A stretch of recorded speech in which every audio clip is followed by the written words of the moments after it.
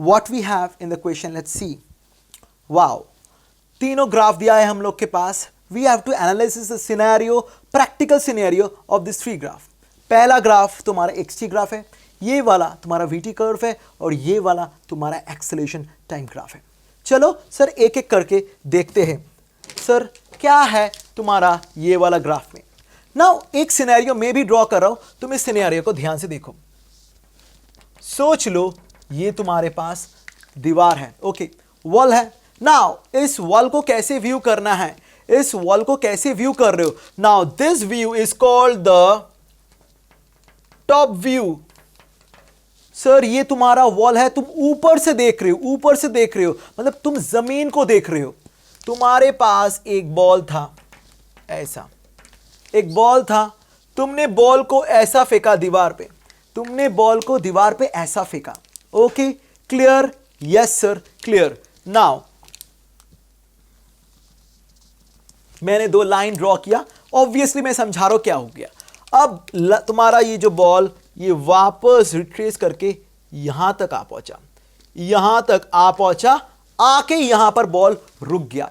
सोच लो आके तुम्हारा बॉल यहां पर रुक गया। Okay, now think in this way, think in this way. तुम्हारा जो हॉरिजॉन्टल जो मूवमेंट है, तुम्हारा जो हॉरिजॉन्टल मूवमेंट है, ओके सर कुछ भी हो सकता है। Sir this is a motion along straight line, बहुत कुछ हो सकता है।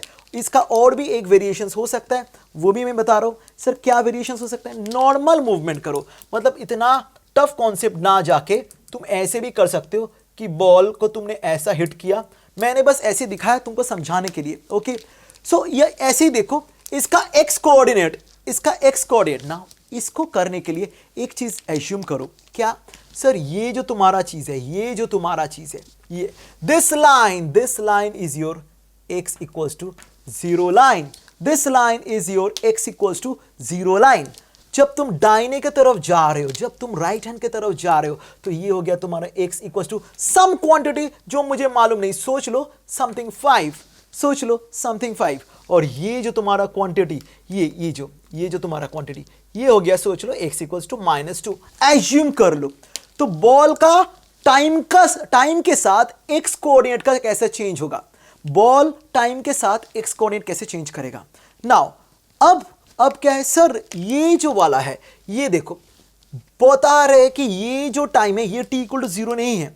नाउ टाइम को तुम कैलकुलेट करो, जब तुम्हारा बॉल यहां पर हिट होता है, इस इंस्टेंट को t इक्वल टू 0 मानो, इस इंस्टेंट को t इक्वल टू तुम 0 मान सकते हो। तो फिर क्या करेंगे सर, ये ग्राफ जो तुम्हें दिया हुआ है, इस ग्राफ का अब लॉजिकल एक्सप्लेनेशन देखो। पहला तुम्हारा टाइम नेगेटिव है, मतलब टाइम यहां पर है, बॉल ऑलरेडी x 0 है, परफेक्ट।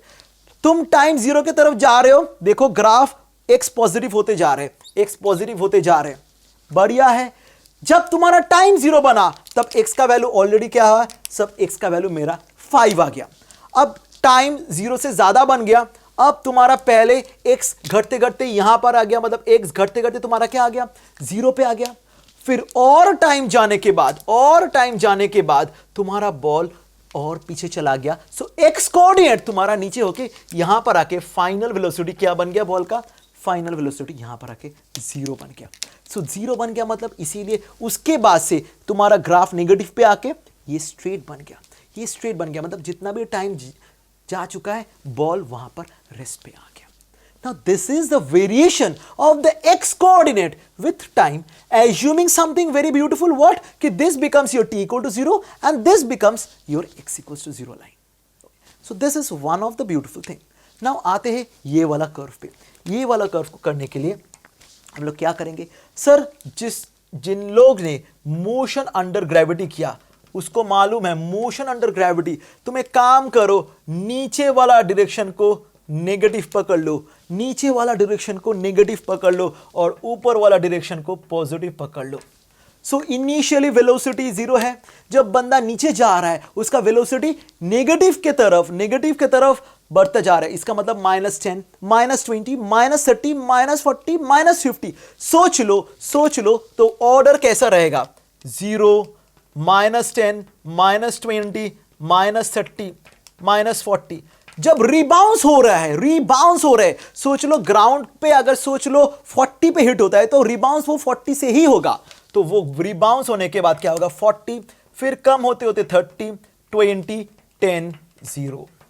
इसीलिए तुम्हारा ग्राफ नीचे की तरफ आया, फिर रिबाउंसिंग टाइम में वो एकदम ऊपर चला गया, ऊपर आते आते वापस वो 0 पे आया और वापस वो नेगेटिव पे वापस आ गया।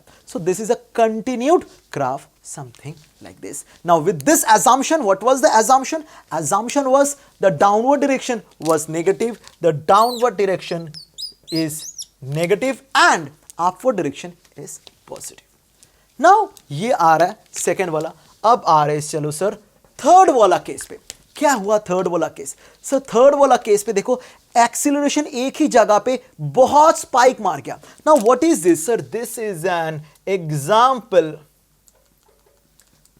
of an impulsive force.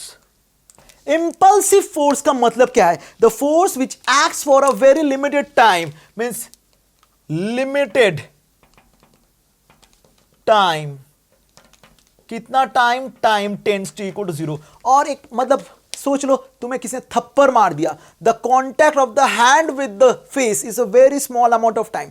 Ball bat पे हिट करके चला गया, a ball rebounds from any surfaces, they all are the examples of impulsive force. उस इंपल्सिव फोर्स में the value of the acceleration is actually very high within that span of time on that particular body. बाकी acceleration 0 ही है। So these are the few practical examples of these 3 graphs. I hope it is clear. Okay. So if it's not clear, you can ask me in the comment box. Okay. चलो आगे बढ़ते हम लोग next वाले सम पे। इसके पहले देख लो इसको अच्छे से।